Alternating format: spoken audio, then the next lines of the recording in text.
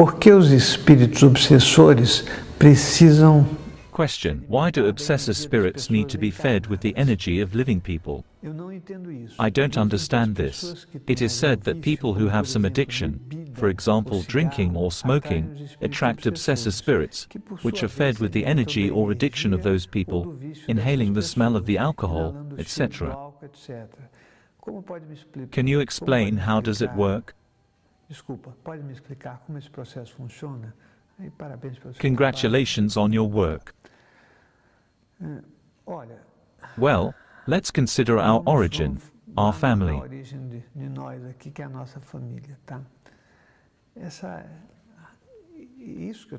What I am talking can be used as a reference, but it is not supposed to become a law, neither a rule. Our initial life core has an influence on us. So, there you are with your family, then your grandfather dies, or your parents, a brother, and you are still alive with your physical body.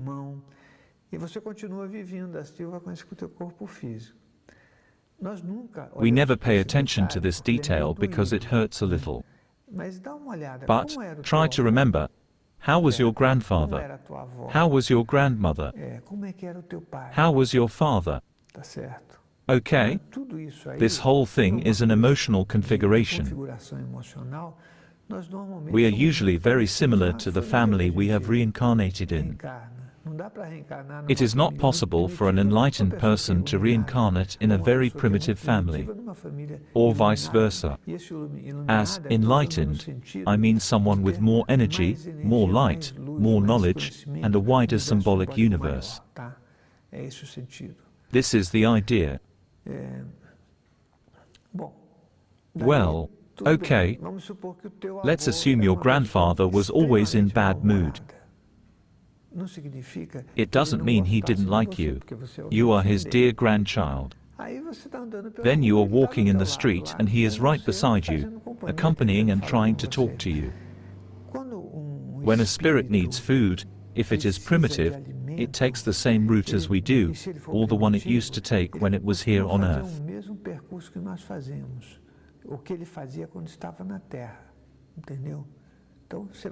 So, you sit at the table to have lunch or dinner. If he was part of that social interaction, he is going to do the same thing. I have many reports that the father had died and nobody else ever sat on his chair. The family clearly notices that he is present. He sits on it. The chair even makes noise. Because he is there, he is repeating. So, it is like this. Spirits have different levels of evolution. If a spirit is evolved and above the frequencies of the higher part of the heart chakra, it knows it doesn't need to eat or do anything. It does not need to walk, it volitates. It is in a different condition. If it is below, in an emotional part, it walks. The spirit thinks it is alive. Some spirits are so primitive that they interact with physical beings. And they don't even see the spiritual world. How can't they see the spiritual world? They just can't. They are attached to here due to ignorance. They are not aware. Then, they lose the body, but not their drive to live. They say, I am here, where is my meal?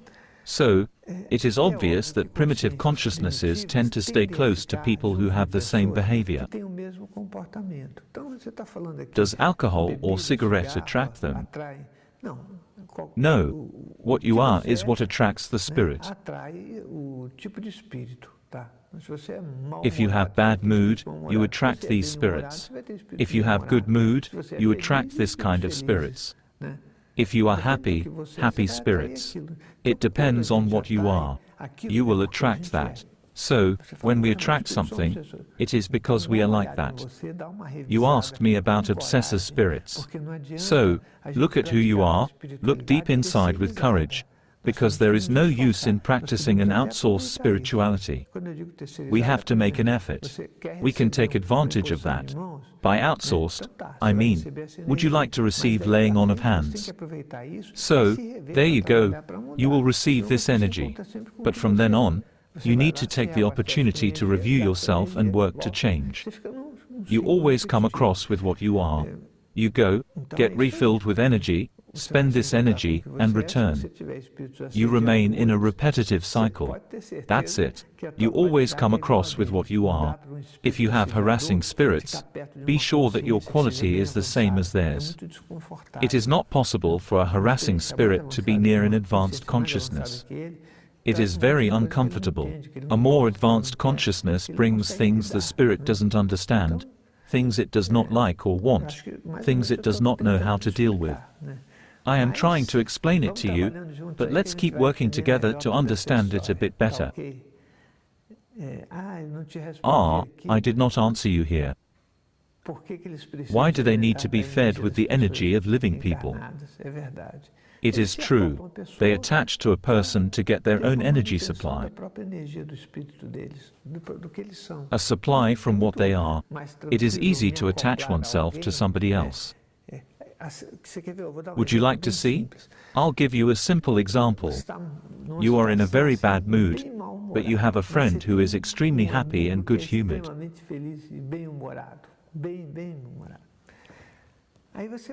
You approach him to talk. When you end the conversation, you feel much better than before. You have just received the energy you need.